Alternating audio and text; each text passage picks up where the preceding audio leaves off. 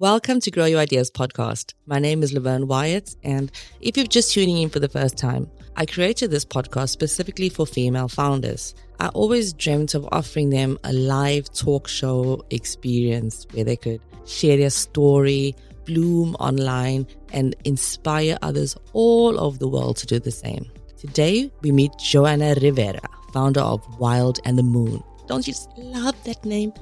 She is a holistic women's health expert. And what is that exactly? I'm sure many people are wondering. Well, we're going to find out in today's episode. Johanna has a background in pharmaceutical engineering, and she has re-educated herself in traditional women's health medicine. We're going to find out just how she can help us to feel better in our own bodies. So if you're feeling overmedicated and underdiagnosed, like I have been before, or want to start working with holistic women's health, this episode is for you. Welcome to Grow Your Ideas podcast. My name is Laverne Wyatt, and today we are interviewing Johanna Rivera. I am so happy to meet her, and I think you're going to be very happy as well. She has a lot of valuable information to share for us women out there. Welcome, Johanna. Thank you. Yes. So tell me, where you're from and where did you travel from today? I am originally from Puerto Rico. It's an island in the Caribbean. And I'm coming from Oslo, so about an hour and a half from Halden. That's wonderful. Thank you so much for joining us. So you are a holistic women's health expert. I must say the terminology sounds amazing, and I've seen some videos on YouTube. I've heard about it, but what is it really? Yeah.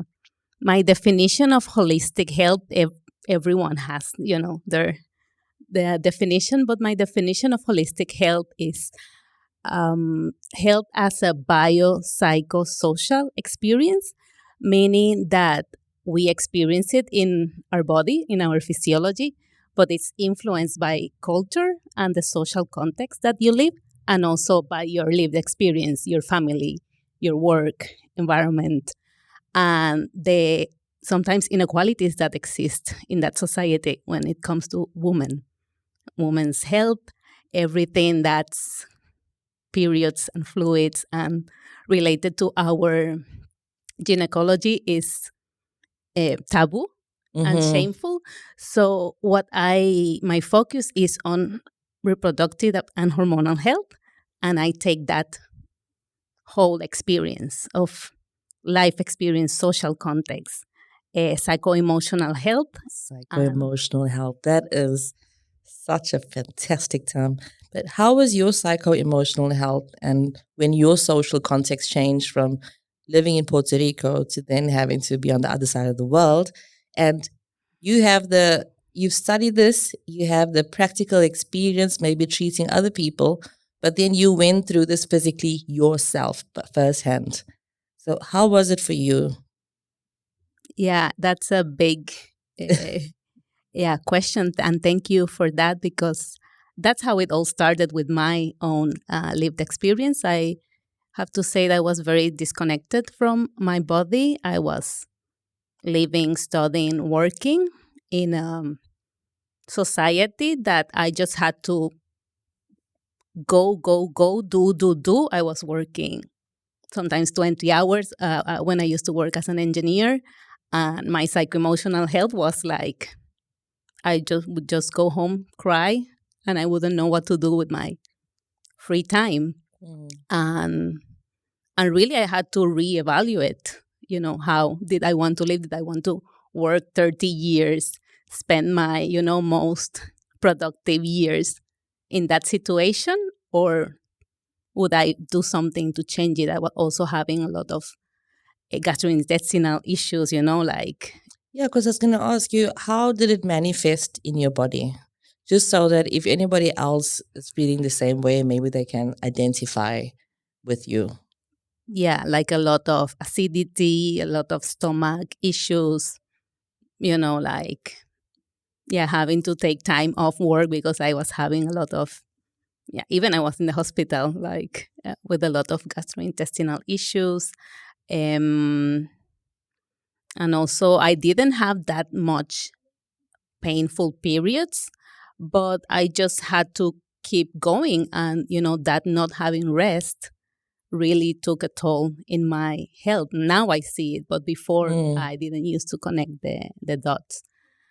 And so after working in the pharma industry for almost a decade, I decided to go to academia because I thought that would be more freedom. Like for me, I think it boils down to a quest for freedom and sovereignty. So I thought, like, if I go to academia, I don't have to work 20 hours a day, and I'll be free and happy, and I could travel, and I could have some time to do what I want to do.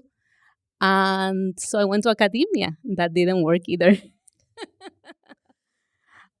That's interesting because I myself have, when I was going through post-divorce, I'm from South Africa, living in Norway, different social context.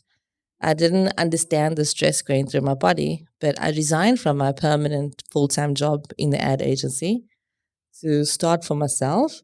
And then that became triple, even more stressful.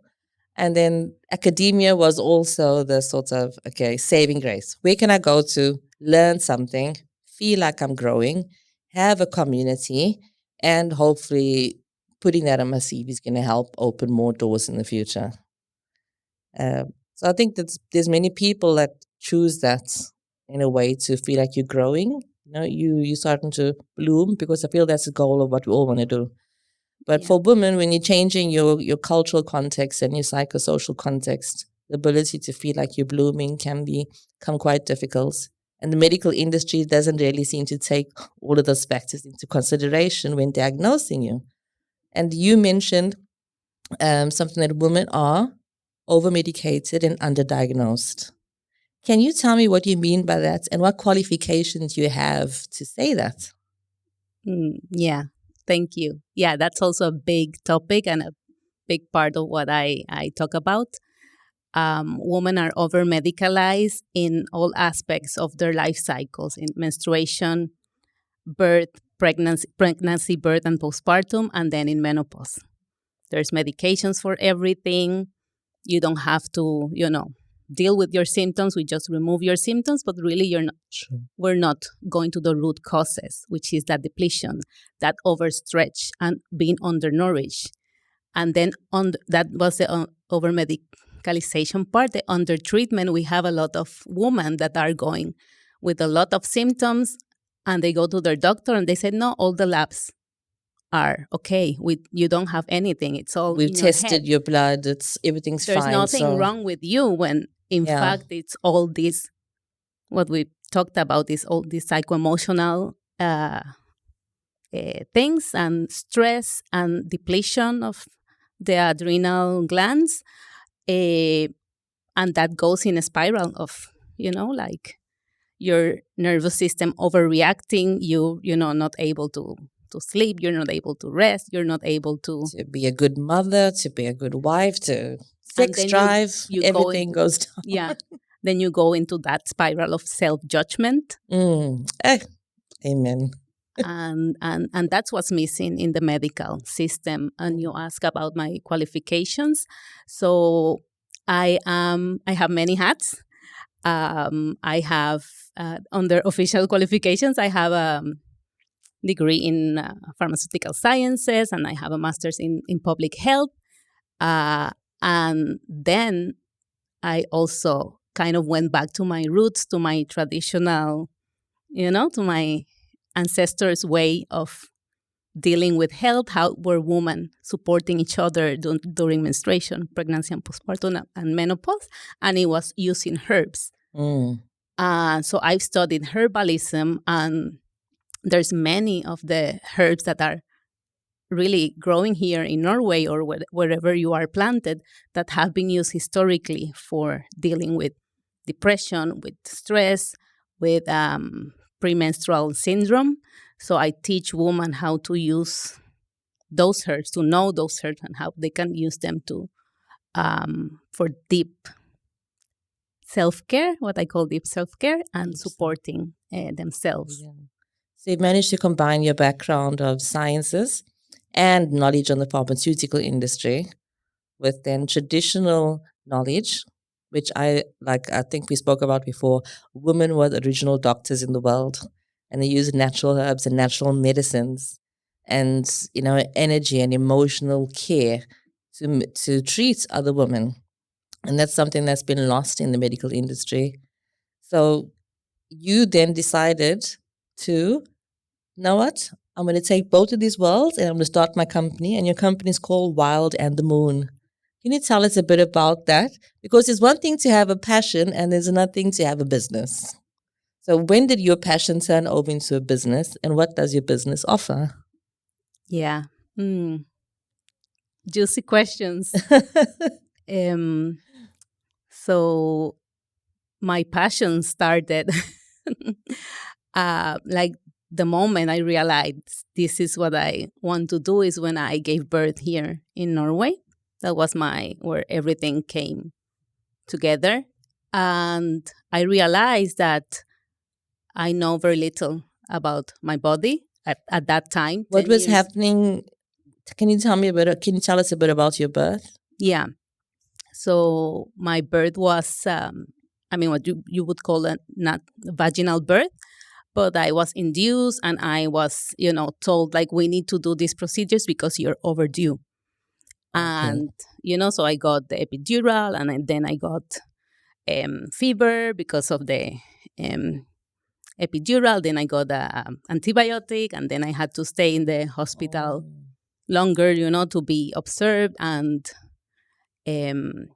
so, yeah, I felt that was a bit over medicalized because I was, feeling well. I was having the contractions. I was just taking longer. And because I was overdue and that was not part of the protocol. Yeah, because you need to get the next woman in here to give birth. So you need to, yeah. That I'm very sorry to hear that because it's supposed to be, that is one of the few amazing gifts that women have in their body, that we have the ability to do that most of the time throughout history naturally. The body knows what to do. And did you feel like you had the support during the process when you were at the hospital? If not, what type of support do you think you would have preferred? Yeah, there were some of the personnel that was supportive. Like there was one of the doctors that was very supportive. He said, "We are going to wait. Everything looks okay. We're going to wait." But then as I got into the change, I got different midwife and a different doctor. Things change, and they say we have to get going. And I was like, "But why? Everything is okay, no? Because you're overdue."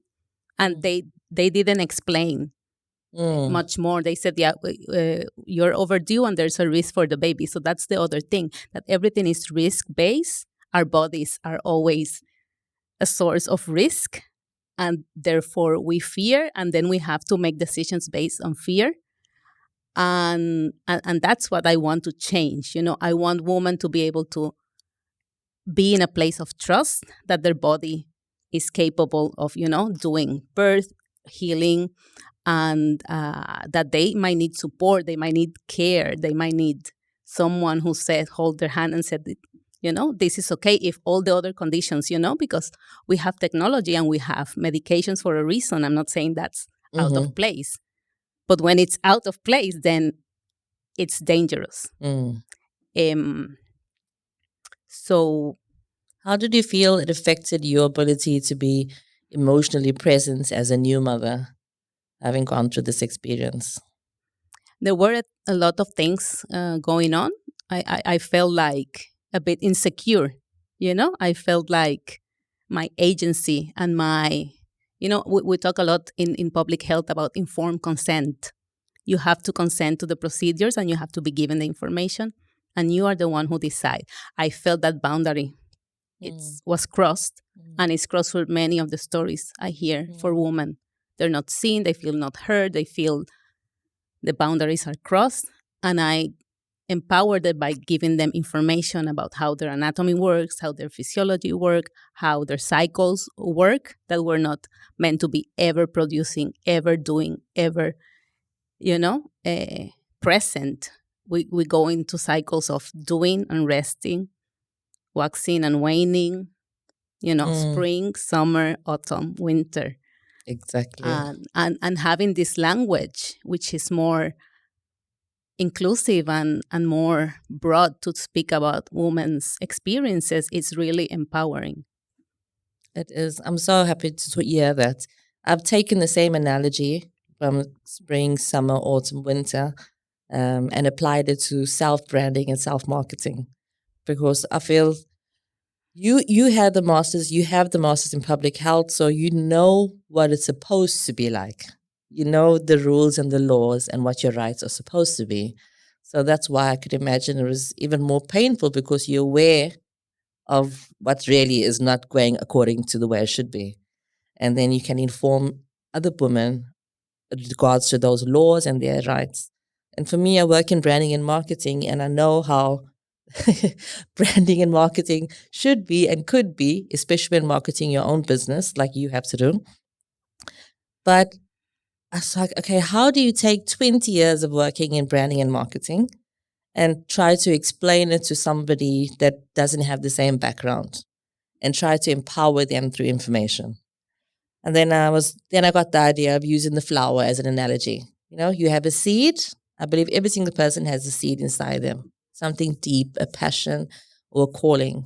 But it takes time for it to grow, just like it lies in the soil dormant for a while. It has to be there. And it slowly starts growing up. It still doesn't see the lights, but it has faith that if I go in this direction, I'm going to reach the sunlight eventually. And even when that happens, it takes time to get to the next stage and the next stage. And I really struggle with trying to get women to accept that it takes time and there's a natural cycle and we need to return to it. Because the technological world makes it seem like technology gives you this instant satisfaction. I'm going to start my business now. I'm going to open an account on Fekin tomorrow, and I'm going to make 5 different posts, and I'm going to get clients the day after. But that's not the rhythm of your body. That's not your rhythm of your mind. And that type of branding and marketing cycle, I feel like it's very male orientated and it's used a lot in the ad agency industry, which I work in. But women work in a different rhythm. You cannot use the same language. You cannot at all. So what type of courses have you developed, what type of workshops have you developed to help to teach women about these natural cycles in their body?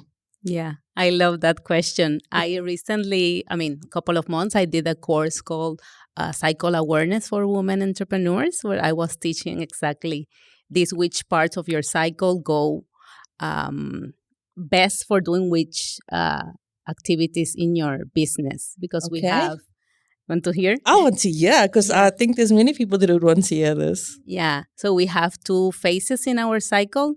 And if you are in menopause, it's a bit different, but you still cycle. You have the reference points of the seasons and the earth. So that's what's beautiful about this framework. It works. So you have the follicular phase and the luteal phase. In the follicular phase, you're more outward. You're more into it. Like you do interviews. You are out there. You network. You pitch.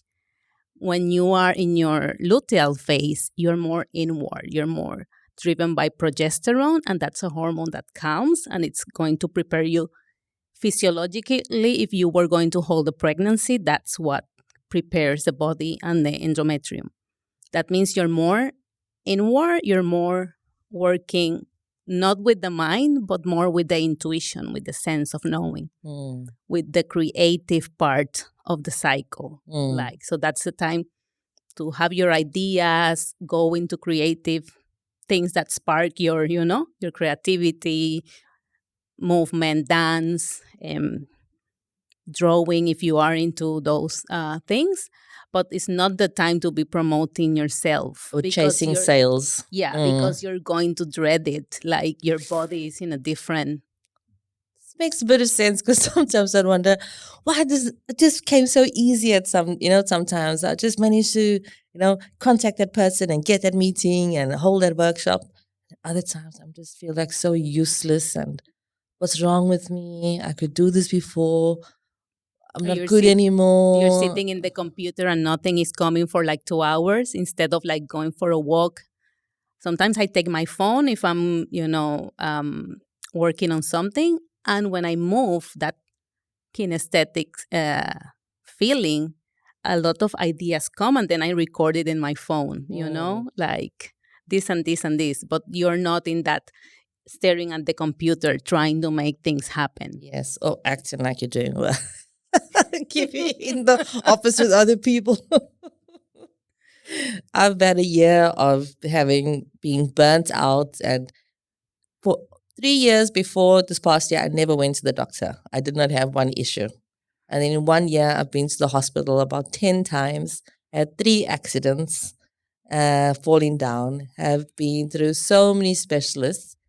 And I just felt worse and worse and worse. Everyone tried to medicate me, but they didn't ask the questions, like talking about the psychosocial and, what's happening with your children, what's happening with your finances, what's happening, are you What do you getting love need? and care? Yes. What do you need? Who's looking after you, And I feel that there's such a market for what you're doing business-wise. There's such a big market. How do you then reach out to people? How do you make people aware, women aware of what you offer, and what do you offer them? I have a website, so I have there you can book one-on-one sessions. I have my events there. I have a little shop with deep self-care herbal products that I make myself from herbs that grow here and that are for caring for gynecological issues. So I offer these 3 things. Group events in person and online. I have always like free community calls, because also like a part of my work is to build community. So, and then I have blog posts where you can, read some educational material. And then I'm using mostly Instagram and also LinkedIn. I started to use LinkedIn because I want to reach more businesses that are having women who have all these needs.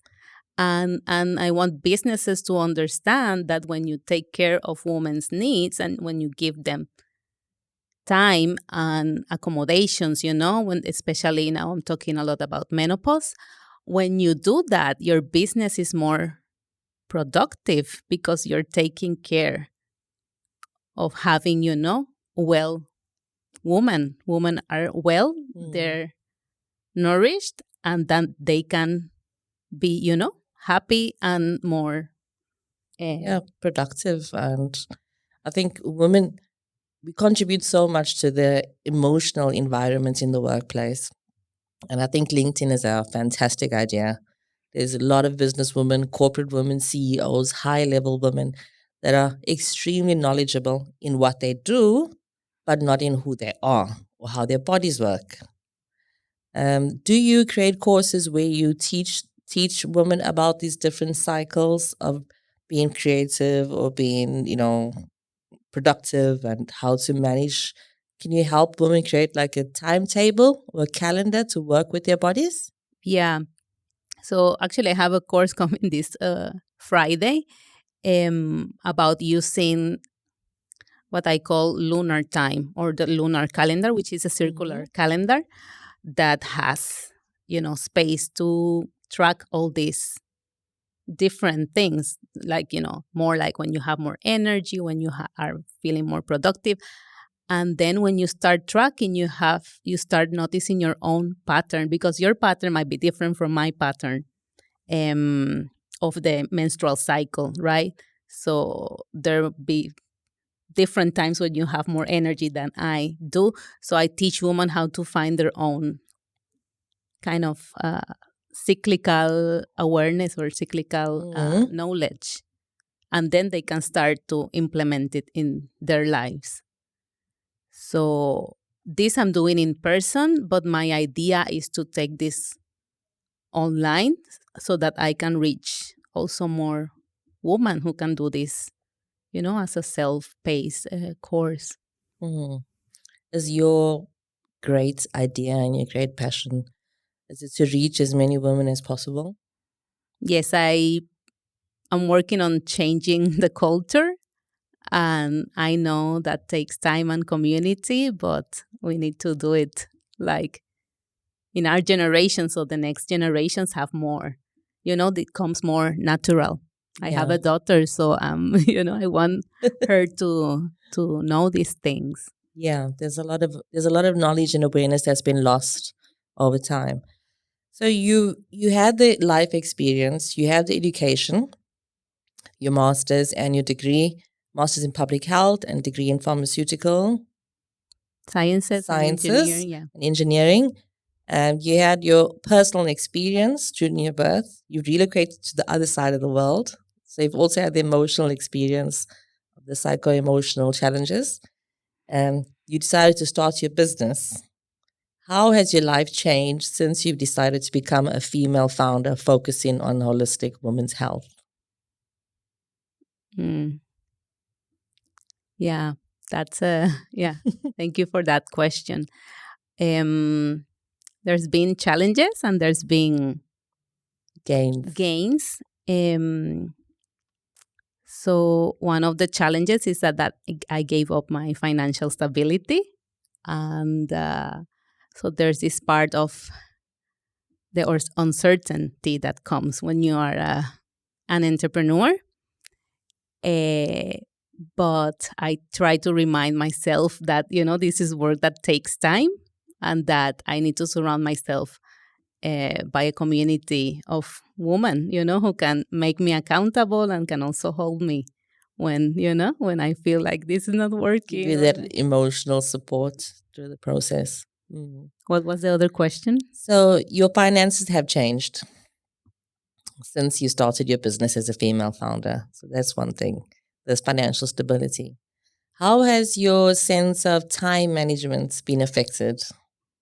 Mm, I'm very self-driven, so again, time as cycles. So I use this sense of I'm paying attention to the season. This is the summer, late summer. What happens in late summer? So I use nature as a anchor, as a compass, and so yeah, I'm very self-driven. So I drive my own agenda. I try to put self-care there as a priority, which that didn't happen before. When you were in the corporate world? Yeah, Okay. and that resulted in a lot of up up and downs, in my mood. And now I can recognize the patterns that, in certain times of my cycle, I'm more emotional. I need to be more contained. So it helps me to have that and to know that this is happening now for, just a few days.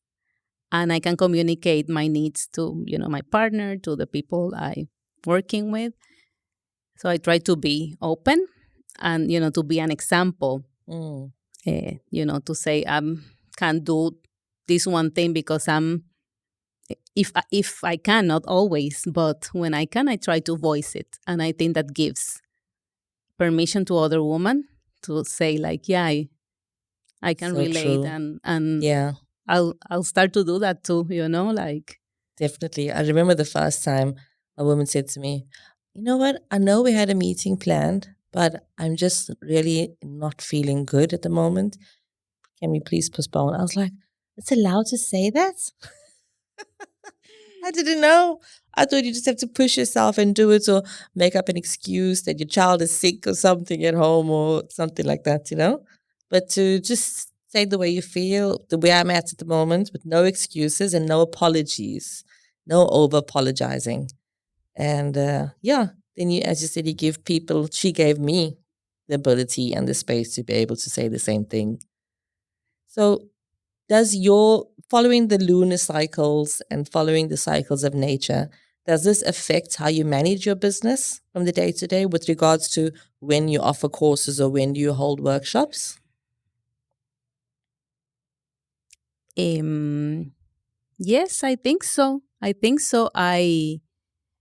try to hold my courses when feel I have more energy, or like I have my calendar, so I kind of know, because I don't want to give from a place where I'm depleted. Mm. And yeah, and I also again lead by example. I say, like how is everyone doing today? I didn't sleep well. Like I told you, I didn't sleep well last night. That's going to, if you see something, like it's just like Affect naming you. things Mm. and relating as humans, as our human experience. Um, and sometimes it's something simple as like, now I have to eat. If we're in a meeting and it's like 12:30, 1 o'clock, and everyone is starving, but no one wants to, like be the one saying like, can we take a break to eat? Mm. Because this goes, this has a science, and it's the insulin resistant, and the sugar stability. And when you don't eat, then you go into this insulin resistant, which creates inflammation, which creates stress in your system, Mm. high levels of cortisol. So it's like these small but everyday things that you can put in place and take care of your Mm. physiological needs, and don't think that puts you in a disadvantage. I was going to ask you, what advice do you have for women? For example, I'm the only woman at work, and I work with I think about 6 guys now. So there becomes a special type of group dynamic in the meetings or in the brainstorming sessions, and sometimes I feel like respecting my needs, which are very different compared to the other guys I have around me, puts me in a disadvantage because then I'm breaking off that meeting, or I'm, you know, bringing up a topic now that's totally not related to what everyone else is discussing. And traditionally, it's been seen as women have been oversensitive, or you can't tolerate enough, or it's like, oh, she's very vulnerable and sensitive, so you must like tiptoe around her because she's had a burnout last year, and so what? How do you coach women through these situations? Do you give them advice on how to deal with them? And if so, what advice would you give me? Mm, yeah, thank you for that. That's a big one. And I talk a lot about boundaries and, like expressing our needs, even when you say, like, we live in a male dominated society and all systems have been made for male, like in a 24-hour cycle, which is, the circadian rhythm is the male cycle. We have other rhythms that are the infradian rhythm and the Really? I've never even heard of this. circadian, Yeah. infradian, and ultradian rhythms. So these are physiological needs. You don't need to be stepped over because your physiological needs are different. You don't step over a pregnant woman because her physiological needs are different. So we have the circadian rhythm, which is the 24-hour rhythm. We have something called the infradian rhythm, which is rhythms of 90 minutes. And this is very interesting because there have been studies made. Okay. So if you take breaks either every 45 to 90 minutes, research says that you're going to be more productive because after that time, the body clocks change and reset. And after 90 minutes of staring on the computer and working on the computer, you should take like a 5-10 minute break. And it's again shown that people are more productive because levels of hormones drop. You become like, like kind of stagnant, and then you need that break, go to the bathroom, drink water, and then Mhm. you come back, you reset that rhythm. And then you have the, what did I say? Circadian, ultradian, infradian rhythm is Mhm. the menstrual cycle, which is like a 28-day ish cycle. So this is our menstrual cycle, this is the moon cycle, and some of the other This is the natural. one that I have no knowledge of.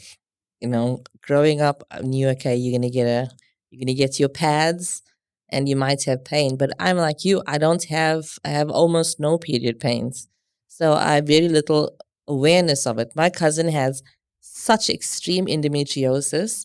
We had to carry her home from school on our backs 5 kilometers in the sun in South Africa because it was so painful she couldn't walk.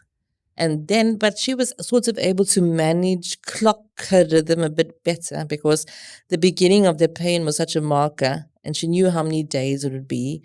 And then she knew these are my rest days, and she knew in a few days it's going to come back. I don't have that. So I just feel like there's been such a little awareness of what's happening.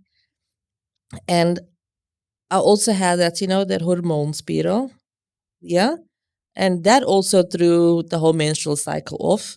So it's like for someone like me that is like basically starting at ground zero when it comes to that, what advice do you have where to start understanding that rhythm? What is the name of the rhythm again? The infradian rhythm? The one with the moon, it's like the menstrual cycle. The and infradian. Infradian rhythm, yes. Yeah, so I teach women again to track what are they experiencing, levels of energy, emotions. For some women, emotions are very strong. For some women, it's pain. Mm-hmm. And then when you have a map like that for a couple of cycles, you start to see the patterns and you start to see when you need what. I need more rest here. I need to sleep more here. I'm more hungrier in this part of the cycle. And that really gives you like a different understanding, whether you're having a spiral or not, but then you're tracking your. No, you mentioned this, and this is it's coming back to and instant results and an instant answer, and to accept that I now Tell me now. Gonna have to tell me the answer right now. Am I gonna have to track my cycle for 3 months? But yes, because I was saying exactly the same thing about branding and marketing. Yes, everything goes in a cycle. So too does your body. So yes, there's no shortcut, eh? No shortcuts. No, it's just self-knowledge and self-care and understanding your needs and being able to communicate them. It's easier said than done, but you just have to start somewhere. And then you realize, that person crossed my boundary. And then you track that. And then next time it's like, what was my need? And also giving language. We don't have language for, the things that happen. We don't have language for our needs, for our emotions, for our body sensations. So we're just going through life, without this awareness. And I think it's really important, to take some time and track and feel. Because what do I say at work? It's like, oh, I'm going through my periods now, so I'm going to be feeling a bit, crabby or something. Is that the only type of language that exists? Or is there another way to talk about what you're going through so people don't feel like you're crossing their boundaries with too much information? Yeah. I mean, I use the nature language. I use also the archetypal language, which is more like from the work of deep psychology.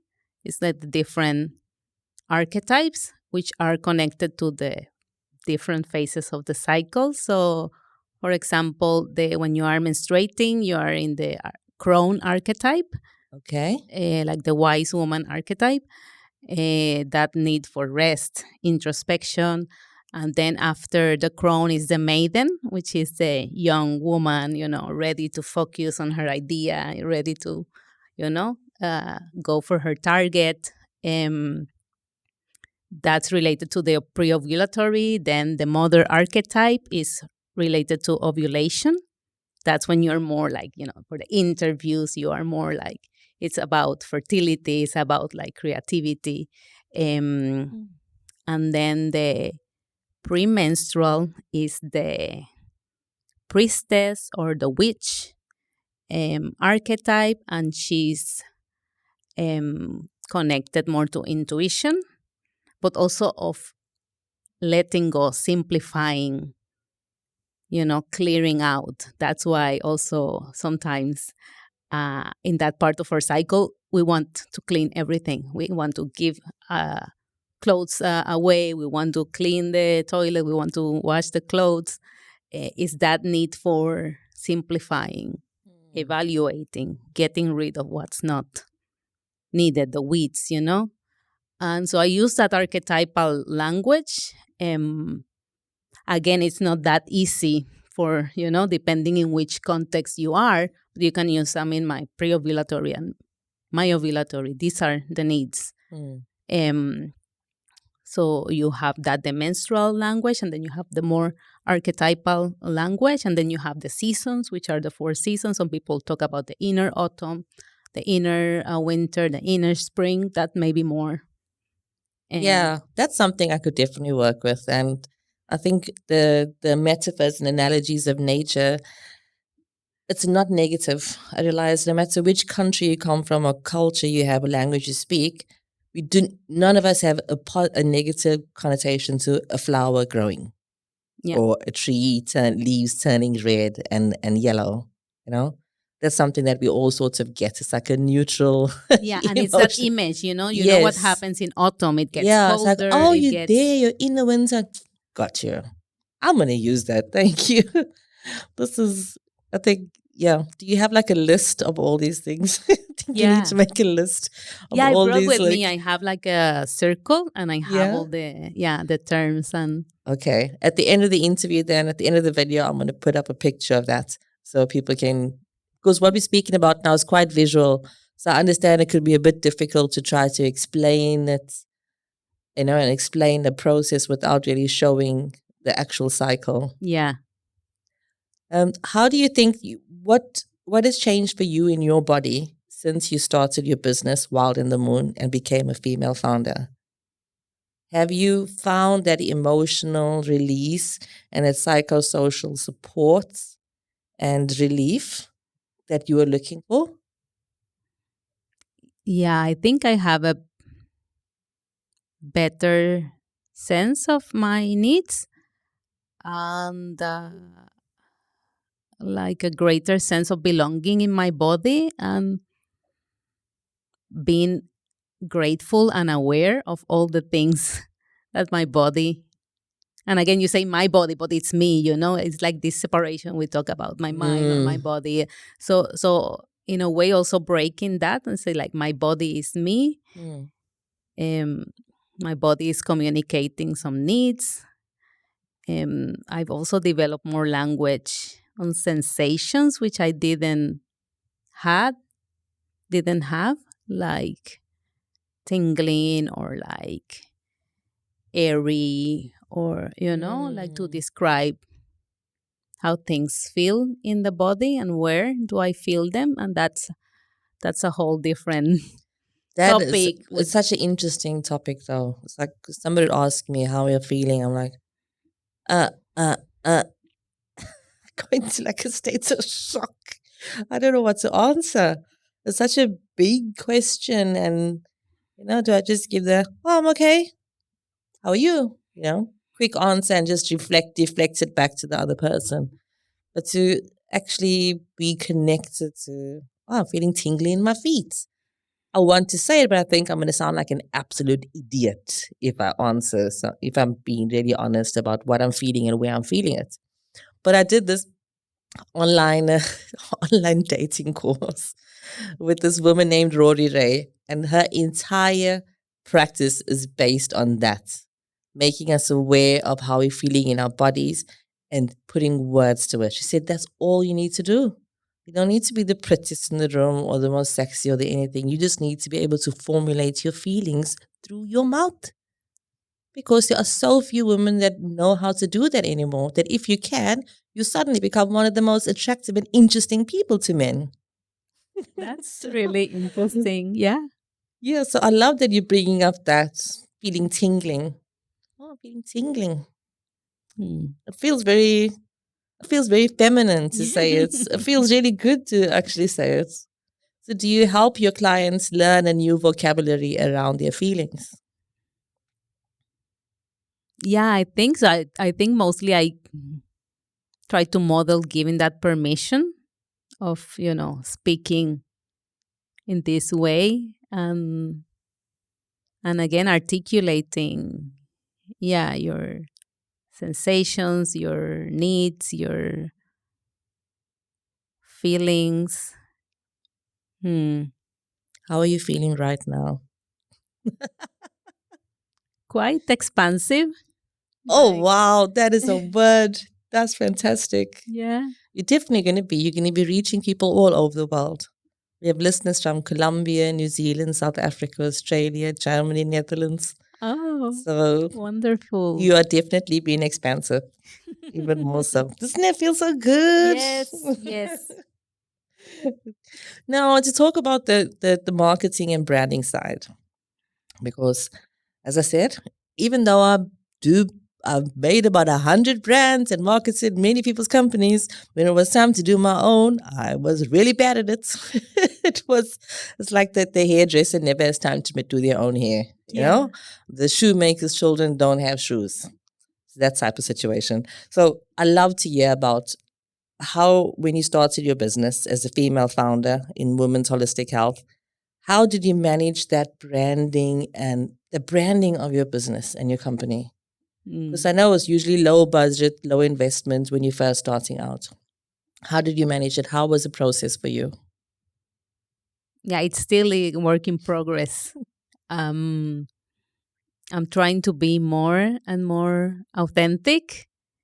For some time I was focusing only on the traditional part, on the herbs, and I'm a herbalist. I'm working women's with herbs, and then I realized maybe not every woman wants interested in herbs. So how do I speak to other women who might have some, like Mm. conditions? So I started to speak more in the what I call more on the social political, like the medical system, and not criticizing, but saying like these are the issues that are present in the medical system.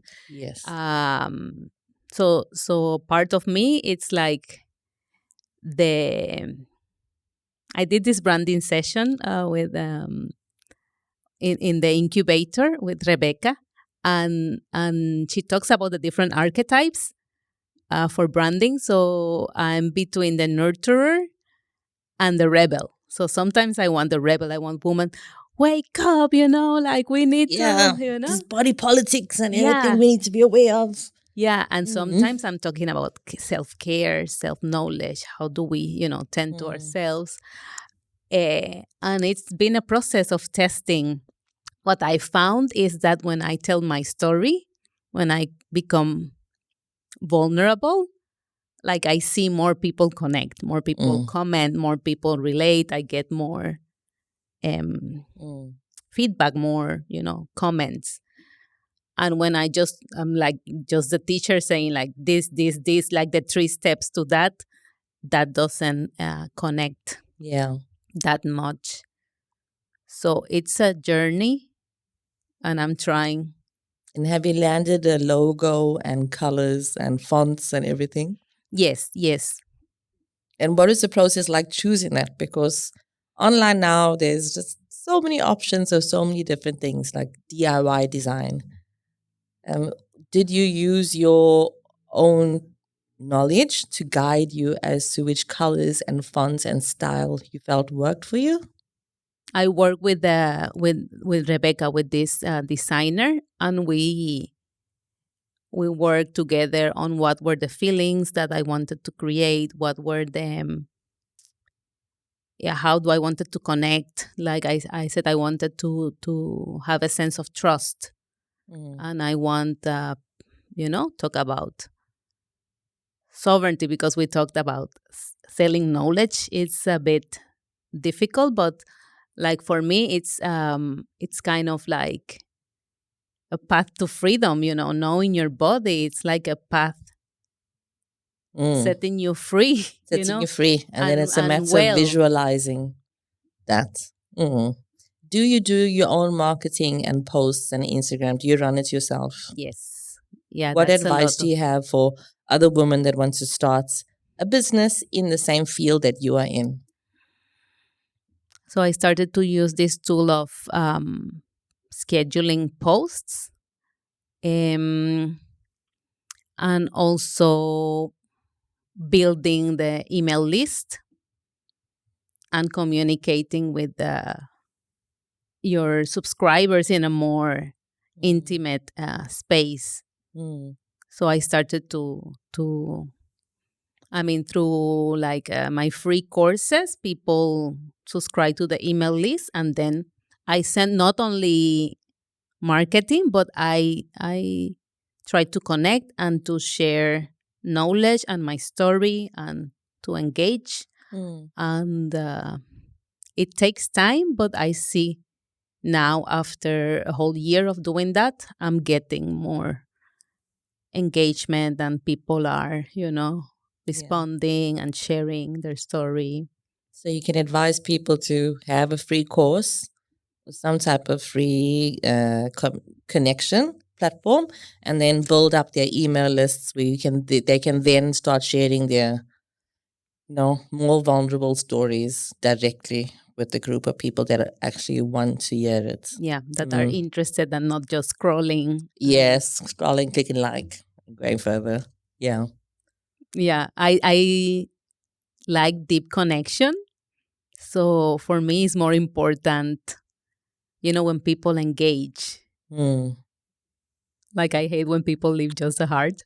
And it's like, yeah, but what do you want to say? What do you have to say about But this? you have Is to this say, important for you or? I read a statistic that I could be getting this wrong, but if there's 100 people, okay, there's like one person is posting. No, you posting, there's one person out of 100 that see it that will write a comment. And I think there was like 9% or something that were 9 of them, whatever, that would put like. But all the others are watching it and they're noticing it. They're just not reacting to it at that moment. But in their minds, they're building up a reputation, you're building up a brand, you're building up, your credibility. And I feel this is something that's very important for women. You come from the corporate space like you did, then you go and start a business. In the corporate world, you had credibility, right? You got your master's, you got your degree, you have your community of academics, the company you're working in. And now suddenly you're like, hi, online on Zoom call, Facebook live selfie videos. I'm now going to teach you about women's holistic health and welcome to Wild at the Moon. And then you have to build up that credibility. And it's not really easy because when you're working in a big corporation, you're standing behind that corporation's brand, right? It's not on you personally. But when you're running your own business as a woman, you are the personal brand yourself. Yeah. And so your credibility is 100% connected to your company in the beginning phases. Have you felt that dynamic? Did you feel the shift between representing a corporation and then representing yourself in this very vulnerable, authentic way? Did you feel the shift? I want to know. And how do you manage it on the days where you feel like you just don't want to do this anymore?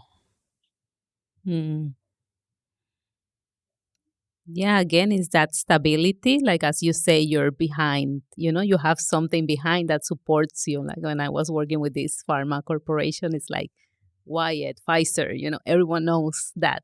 Yeah. And there's like the reputation I work for Pfizer or And you go, something. oh, I know them. Oh, that's Yeah, amazing. Yeah. And then when you're on your own, it's like what you say, what is wild and the moon. And you go, oh, that's nice. So yeah, it's like you feel you have to be. There's a pressure to be out there and to perform all the time. And again, I just have to, be realistic and say like there are times throughout the month. Like I try to plan things, to plan content and that. But there are times that I don't want to be online, and it's like this whole thing, like I want in-person connection. I want to, to talk one-on-one. But I forgot the question. How do you motivate yourself then to continue to still make that promotional post or still promote your business that's connected to you very personally when you personally do not feel like doing it? Yeah. No, sometimes I have to accept, like it's okay, Joanna. It's gonna be fine, like people are going to, scroll here and there, and maybe next week when you feel like better, you're gonna come with more, More value and more to authentic offer. value. Yeah. And Mm. then this week is just, it's not your week and it's okay, like, but not go into the whole, like, I'm never gonna do this. And it goes back to the cyclical, like, it's like, this is just for 3 days, or, like, or like the weekend. I don't want to, Yeah. and sometimes I do works on the weekends and on evenings. And, that's the thing of being an entrepreneur. But sometimes I've learned this self compassion, like it's okay to not post, today when you're feeling like shit or something. Yeah. Well, it's not matching up with the, like you're saying, like the cycles and your patterns. We're interested in that. I would like to know more about that, because if it could help people and help women in their own self branding and marketing, to understand when is the best time to do it, when is the best time not to do it. Yeah. Liz, can you, just to summarize, because we have to wrap it up soon, what are your three, I need three top tips of advice for someone, a lady that is in a corporate job, considering leaving her job and starting a business in holistic women's health? What are the three top things you wish someone had told you and you want to tell somebody else? The top three. Yeah. Do it afraid. Do it even when you feel you're not ready, It will get better. It will, you will continue to improve, let go of perfection. Um, get a support team, like a sister support or people you trust that you can go to when you're not feeling like this is going to hell. Like, I want to quit and go back to my Yeah. corporate job. And then, yeah, it's hard to pick three, but give yourself permission to rest when you need. Even, if you're having a job and you're having this side project, and sometimes it will feel like you can't do it all, and it's true. Sometimes we can't, or at what cost, the cost of burning out. Just yeah, be realistic and be self compassionate. Hmm. I love that. Do it even if you're afraid. Get the support system and remember to rest. Yeah. It's very different from when you're scrolling on Instagram or anything. There's so many female coaches out there. You know, there's your female coach in business, female coach in losing weight, female coach in health, female coach in dating, female coach in everything. And I just feel like there's so much about it. You just need to push out there. You just need to, just like, I feel like I'm looking at this woman. I'm thinking you are talking like a guy. Right? I'm just Yeah. like, what's, why are we using the same type of language and the same type of motivational tactics? So I love your three top tips, because it feels much softer. See, I'm using my feeling words now. It feels much softer and it feels more like leaning back and responding to yourself and taking it in, rather than like, you know, God, then get this now, and do. Pull yourself together and Yeah, and prove to everybody and all my colleagues that are left behind that I can do this and I'm not going to be a failure, and so much better than where I was before. and sometimes you'll fail, and you Yeah. just have to, again, be self-compassionate and pull yourself together. And one thing that I love to do is a reflection every 3 months. Like, again, imagine this circle. What are the things you learn? Mm-hmm. What were the unexpected things? Things you didn't expect. What's the wisdom you're carrying forward? What's the other thing? The shorts, like the things you didn't expect. It can be good things, but what were the bad things that happened? The less, not bad, but what were the lessons? And then you reflect. You reflect and you take what worked, and you also give yourself permission to close and to leave behind that chapter. Yeah. That sounds great. I'm definitely ending a 3-month chapter in my life on Monday as I start going back to work again. And I definitely can relate to that cycle. We're going to share some of those diagrams with the audience, with anyone listening. So you're going to give me your links and everything, and I will put it up for the episode. For now, I want to say thank you so much.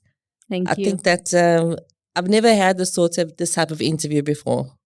You're very fluid and soft, and you take your time to answer. And you speak about your business in a language that's very feminine and not at all this type of businessy type of masculine language that I'm quite used to hearing. So I think this is very exciting. And this means that you also give other women permission to talk about the same way about their business, which I love that so much. Yeah, thank you. This is my hope. Do you want to tell everybody your website and just the name of your business again? Yeah. So it's Wild and the Moon. So wildandthemoon.earth. That's the name of my business. And I'm Johanna Rivera. Fantastic, Johanna. Thank you so much. So let's recap those top 3 tips from Johanna Rivera. Number 1, do it even if you are afraid. Number 2, find supportive people to surround yourself with. And number 3, be compassionate and rest.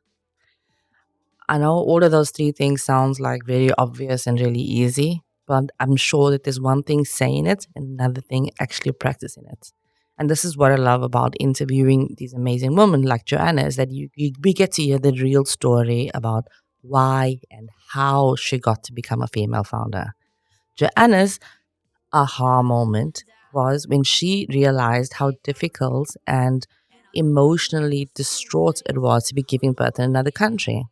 Luckily, she had the education and experience professionally to understand how it should be instead and apply both her personal experience and a professional experience together to create a new type of business and service.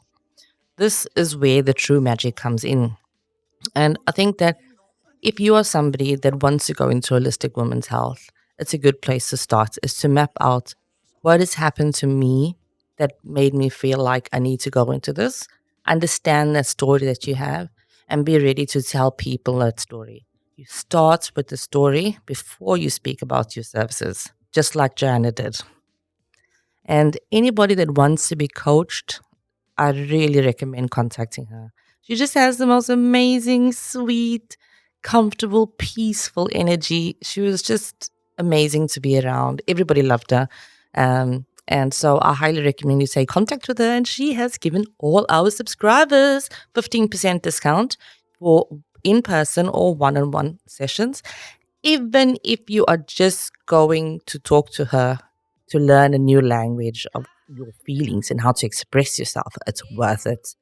Since I had the interview with her, I've been telling everybody about how tingling I'm feeling, and it's just been so much fun. So do take contact with her, wildandthemoon.earth. That's when you'll find all the information. And as you can see on the screen over here, we have a picture of her moon journaling cycle, if I say this correctly. For anyone that's listening, if you go onto her website, you'll be able to see this.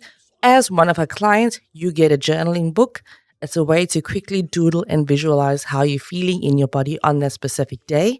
Over 3 months, you can look back and you have a pattern to use, which you can then use to refer to your doctor and show to your doctor. Johanna mentioned that when she took her journaling book with her to a doctor, the doctor actually thanked her.